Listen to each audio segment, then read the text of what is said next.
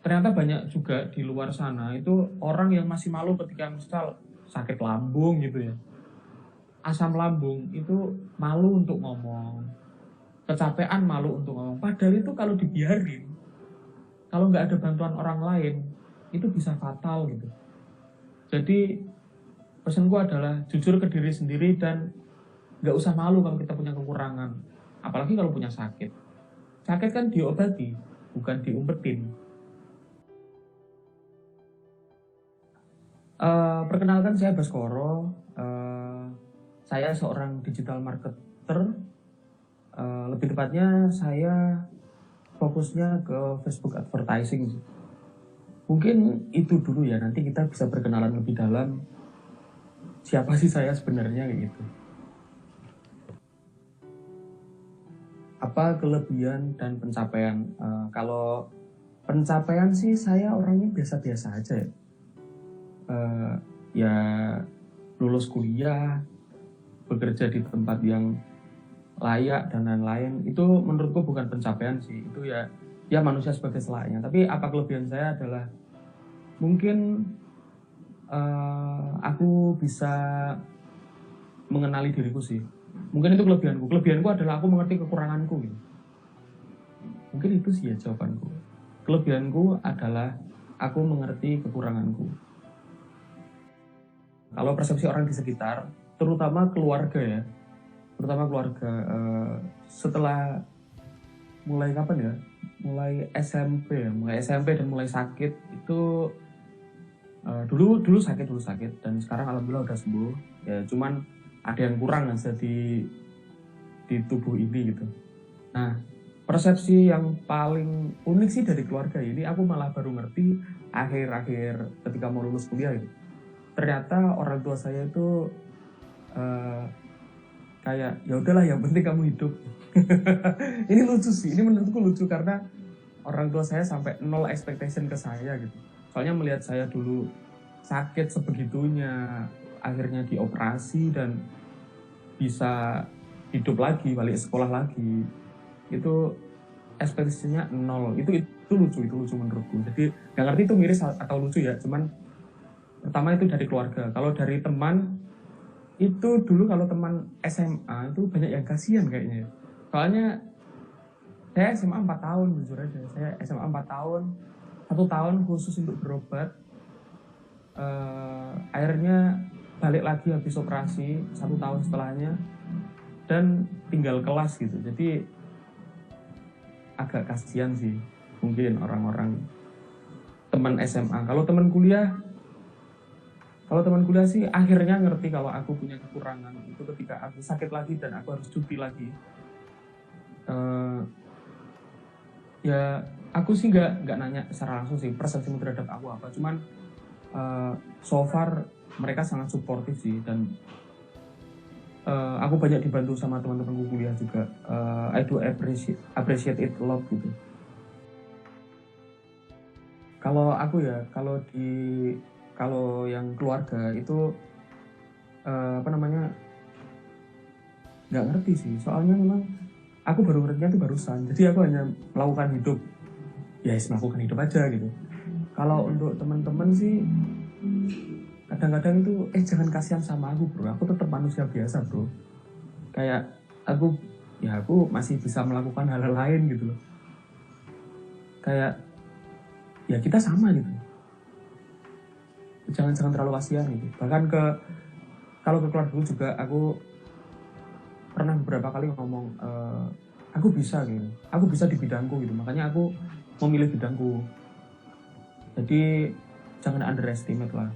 Dan itu juga di perkuliahan juga itu banyak beberapa yang underestimate juga. Maksudnya kayak jangan underestimate lah gitu. Meskipun aku kurang, tapi bukan berarti aku langsung kurang semuanya dong. Pasti manusia itu ada plus sama minusnya kayak gitu. Sempurna ya, kata sempurna itu adalah kata yang tidak ada, cuman dia ada-adain aja. Apalagi konteksnya ke manusia, apalagi diriku sendiri ya.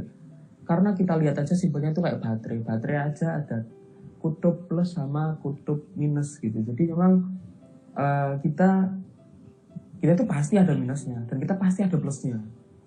Itu sih konsep yang benar-benar tak pegang. Dulu aku itu orangnya denial gitu. Aku denial sama kekuranganku. Jadi memang setelah aku dioperasi kelenjar tiroidku dioperasi, diambil sebelah di sini, itu memang aku terbatas untuk aktivitas fisik gitu. Nah tapi aku denial dengan keadaanku itu, kayak enggak, aku bisa ini aku.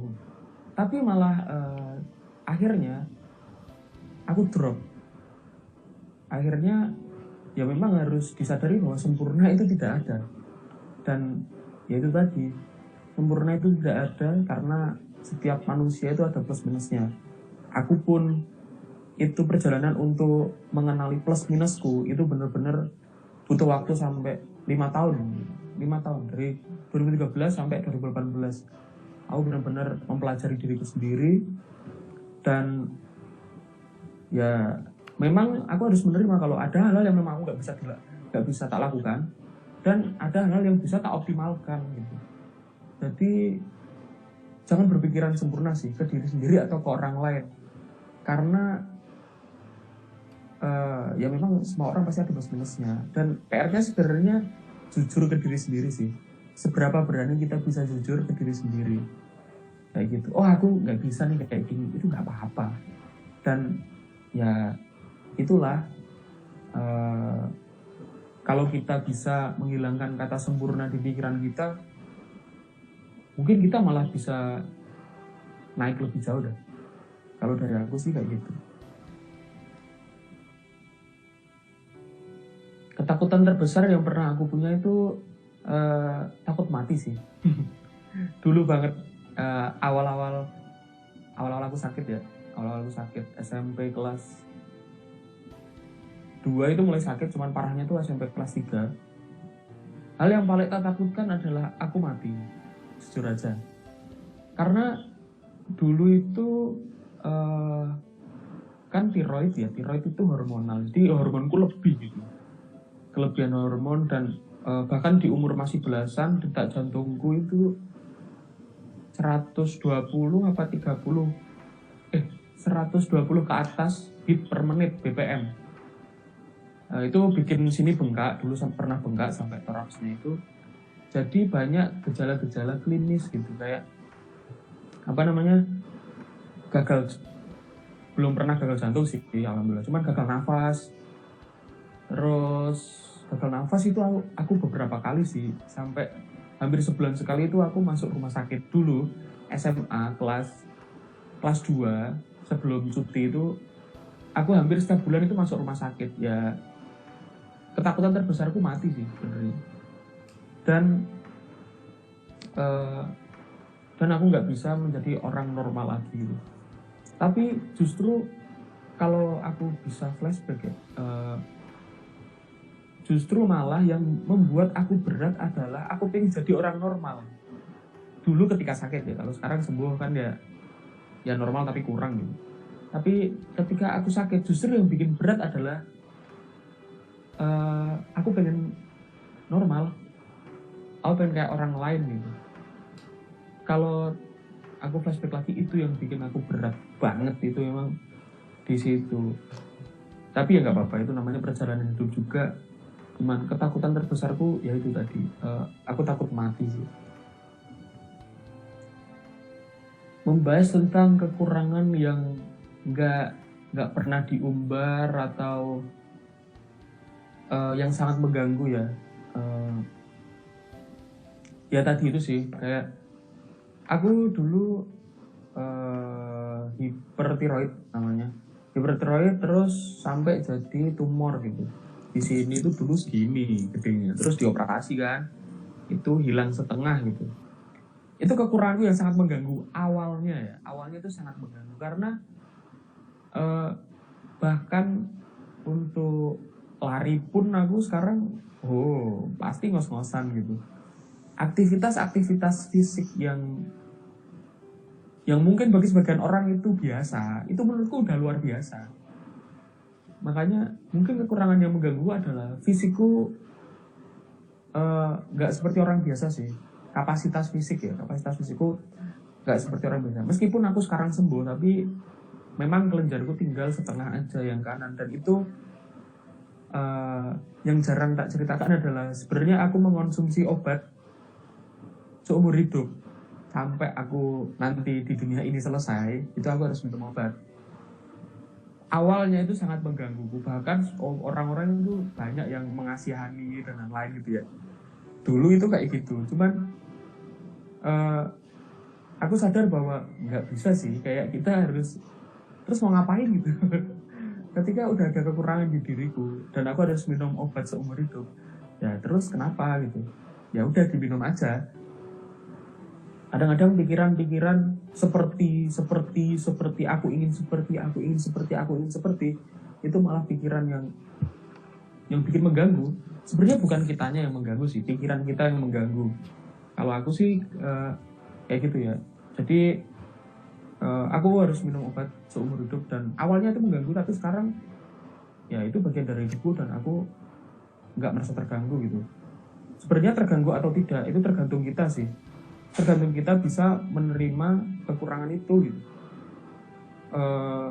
Kayak misal aku udah nggak bisa jalan jauh gitu, nggak bisa sampai berpuluh-puluh kilo, sepedaan sampai berpuluh-puluh kilo, naik gunung atau aktivitas fisik yang berat, itu udah nggak bisa, udah sangat berkurang banget. Nah awalnya sih itu mengganggu ya, karena aku emang dulu seneng olahraga, aku seneng basket, aku seneng main bola dan lain-lain, dan aku harus stop itu, benar-benar harus stop, memang udah nggak bisa.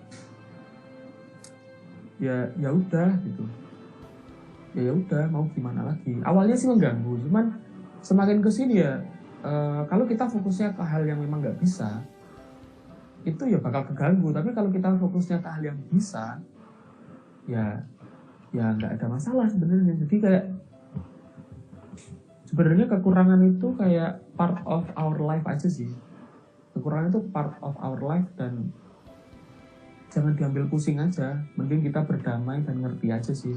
Dan itu nanti insya Allah ya, itu nggak bakal mengganggu sih, kalau dari pengalamanku ya ini gitu. Bangkit dari kekurangan yang dipunya ya, itu bukan perjalanan yang singkat sih, itu perjalanan yang panjang banget.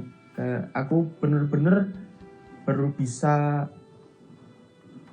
berdamai secara utuh sama diriku sendiri itu tahun 2018. Itu ketika aku dapat posisi di sebuah organisasi yang keren di kampus, itu aku harus melepaskan itu gara-gara kekuranganku itu. Intinya dulu itu aku balik sakit lagi, drop lagi, dan aku harus cuti kuliah dan harus keluar dari itu. Padahal itu organisasi yang memang aku pengen di situ gitu, aku pengen berkembang di situ, tapi memang aku harus stop di situ, dan semua kegiatanku aku harus stop. Sampai depresi juga, bukan depresi sih, kalau depresi kan memang harus ke dokter ya, cuman sampai stres berat, sampai mikir kalau wah kayaknya aku nggak berguna jadi manusia dah gitu, kayaknya aku berhenti kuliah aja deh. Itu asli, aku pernah berpikiran sampai I want to give up gitu, kayak ya udah aku di rumah aja gitu, ngapain kayak nanti urusan belakang, pokok aku nggak mau balik kuliah lagi. 2018 aku kayak gitu, dan itu akhirnya aku sampai ikut hipnoterapi juga. Aku terapi juga, hipnoterapi 3 pertemuan, dan dan sering detox sama diri sendiri sih. Kayak aku kayak memusuhi kekuranganku dulu itu, kayak denial aja, kayak enggak aku bisa kok, enggak aku bisa. Ternyata itu malah yang membuatku jatuh ya. Dan ketika yang membuatku bangkit adalah aku berani berbicara dengan diriku sendiri gitu. Aku mengimpersonatkan diriku ini menjadi orang yang bisa tak lihat beneran gitu. Aku berbicara kepada dia. Ini jarang sih aku cerita ini. Jadi kalau agak belepotan ya maaf ya. Jadi kayak aku berbicara ke dia, dan dia itu diriku sendiri. Itu kayak it's okay, kamu kayak gini it's okay banget. It's okay banget. Ya berarti kita tinggal menyesuaikan dan lain-lain. Dan akhirnya titik bangkitku itu adalah aku bisa menerima diriku sendiri gitu. Oh iya, aku ada limitnya. Oh iya, aku ada kurangnya. Oh iya, aku nggak bisa kayak gini, aku nggak bisa naik gunung, nggak bisa explore alam dan lain-lain. Oh aku nggak bisa gini. Tapi ya ketika aku bisa deal with it, ini anehnya, nggak ngerti itu ada penelitiannya apa enggak, cuman ketika aku berbicara kepada diriku sendiri dan aku menerima aku adanya kayak gini, itu entengan gitu, enak gitu pikiran, kayak aku menemukan diriku yang hilang gitu. Terus semenjak saat itu hidupku alhamdulillah entengan gitu, enakan langsung kayak oh alah ternyata dari dulu itu aku mengesampingkan diriku gitu. Aku nggak utuh dalam tanda kutip. Ketika aku mengajak dia berbicara, mengajak dia berteman, itu alhamdulillahnya malah enak gitu. Balik kuliah lagi terus mulai fokus ke hal-hal yang memang aku bisa maksimalkan, yaitu di dunia internet marketing, di dunia startup. Awalnya startup terus masuk lagi ke dunia internet marketing dan lain-lain. Jadi titik bangkitku bisa dikatakan ketika aku menerima diriku sendiri sih, dan itu tahun 2018, baru 2 tahun yang lalu gitu. Metode ya, kalau berbicara metode yang aku pakai untuk berbicara kepada diri sendiri sih, pertama itu awalnya kan aku nggak ngerti nih gimana sih caranya berbicara kepada diri sendiri, bahkan nggak kepikiran gitu. Bahkan aku nggak kepikiran gimana caranya aku berbicara dengan diri sendiri. Nah, dan aku mencoba segala hal dulu. Aku mencoba bercerita ke keluarga, ke teman.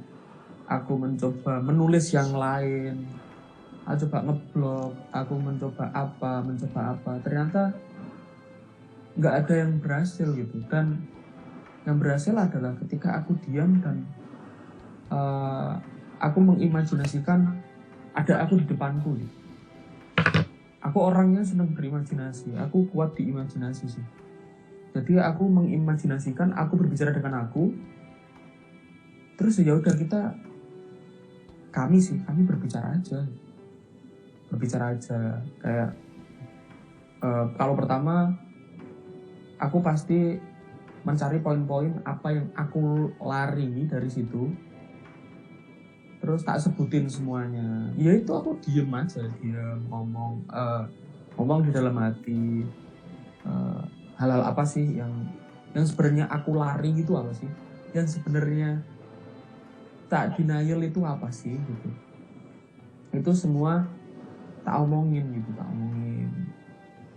Kayaknya ini kalimat-kalimat yang biasanya tak keluarin ya untuk metodeku ya. Pertama, aku menyebutkan problemnya dulu sih. Problemku apa? Aku menyebutkan kekuranganku dulu apa. Jadi kayaknya aku memang nggak bisa nih.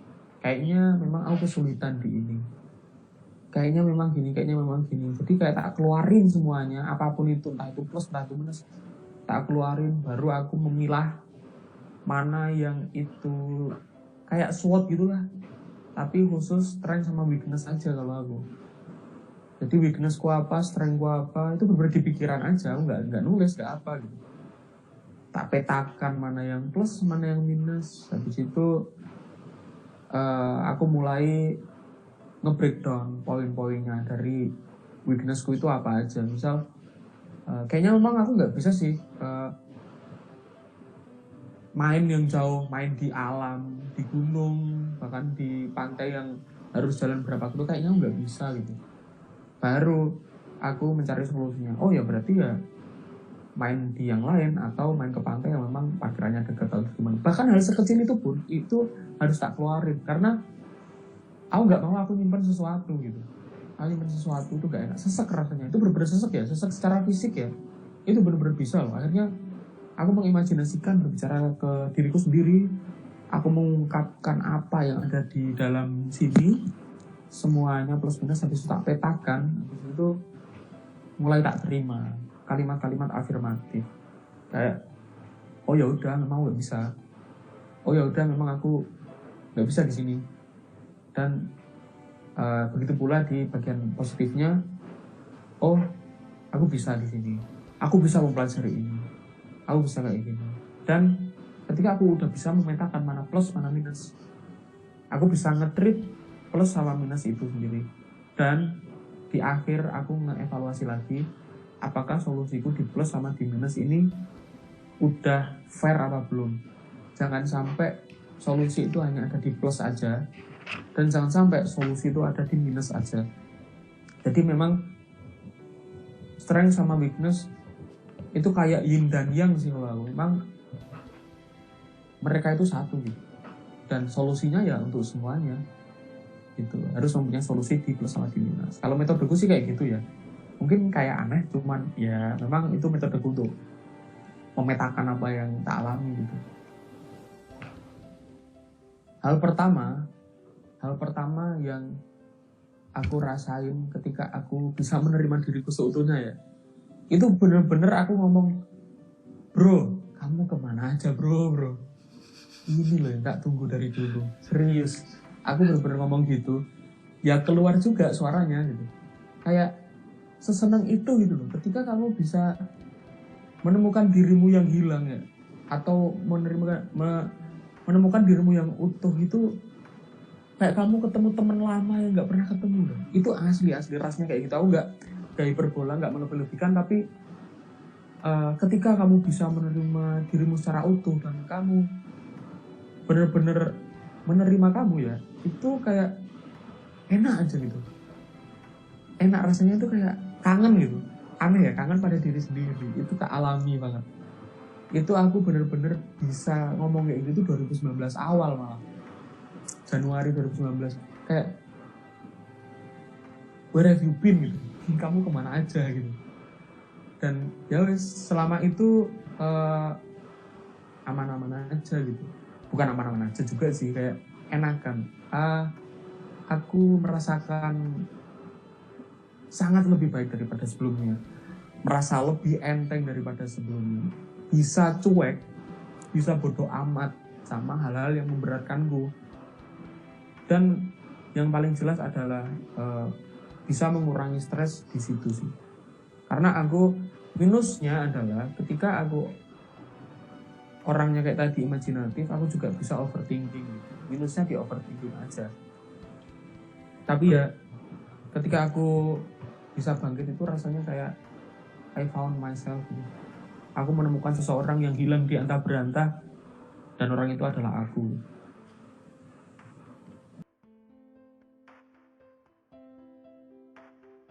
Kenapa kita harus menerima kekurangan dan gak malu untuk menunjukkan? Itu sebenarnya kalau ditarik lebih dalam, itu sebenarnya kejujuran sih. Kita bisa jujur aja, dan itu bakal mengubah pikiran kita, bakal mengubah cara kita bersikap dan lain-lain. Soalnya intinya adalah kita dengan diri kita sendiri dulu itu kayak gimana. Dan kita bisa jujur kepada diri sendiri itu merupakan hal priceless gitu. Dan gak usah malu sama apa yang kita kurang gitu. Untuk apa gitu malu? Untuk apa malu gitu? Jadi ya itu sih, kayak apa ya, gak usah malu aja. Dan kita memang harus menerima aja. Menerima itu bukan aib. Kita punya kekurangan itu bukan aib. Justru malah itu kekuatan kita. Makanya ketika saya aku ditanyain tadi tuh, apa kelebihanmu? Kelebihanku adalah aku mengerti kekuranganku. Karena kalau dipikir-pikir, ketika aku mengerti kekuranganku, aku mengerti kelebihanku. Aku ngerti dan lain-lain. Dan nggak usah malu untuk menunjukkan. Untuk apa malu terhadap diri sendiri? Dan ketika kita bisa menerima semuanya itu, kita bisa menghargai diri sendiri juga. Kita bisa menghormati diri sendiri juga. Kita bisa memilih mana yang nyaman sama kita, mana yang enggak. Dulu pas aku masih sakit, itu aku malu menunjukkan aku lagi sakit gitu, untuk hal-hal apapun itu, sekecil itu. Tapi ketika udah mulai kesini, ketika aku udah bisa jujur ke diri sendiri, aku bisa jujur ke orang lain juga. Kayak misal ke teman-temanku, aku bilang aku nggak bisa bro kalau kayak gini, itu karena gini gitu.